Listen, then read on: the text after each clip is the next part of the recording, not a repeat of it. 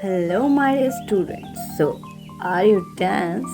As the topic is tenses, so no need to worry about when I am here today. We will learn tenses in a different way. So, let's start.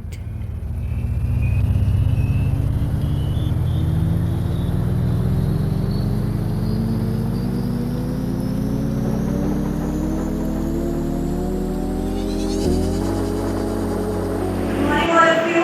Good morning, ma'am. So today's topic is tenses. Okay. First of all, what are tenses? Will tell me.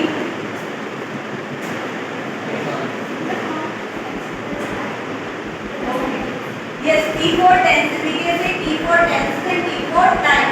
And that is the word which denotes time, whether it is past, present, or future.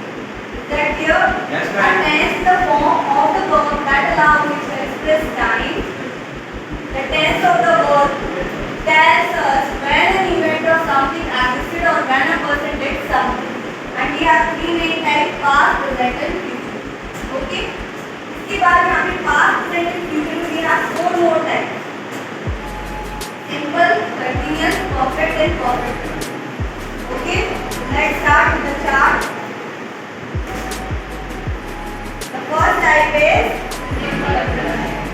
now the first type is simple present and the two is was in first form as and yes. See, if the subject is singular, if the subject is singular, we will use the word singular. For example, he play or play. He play. Okay. If the subject is plural, then the word yes, plural. Okay. If the sentence is they play or plays, play. Play or plays, play. Okay. What's your name? भूमिका भूमिका play और play भूमिका play भूमिका play yes भूमिका is singular subject and the word yes we use word also singular. Yes, now the next one is simple past verb second form. ठीक है.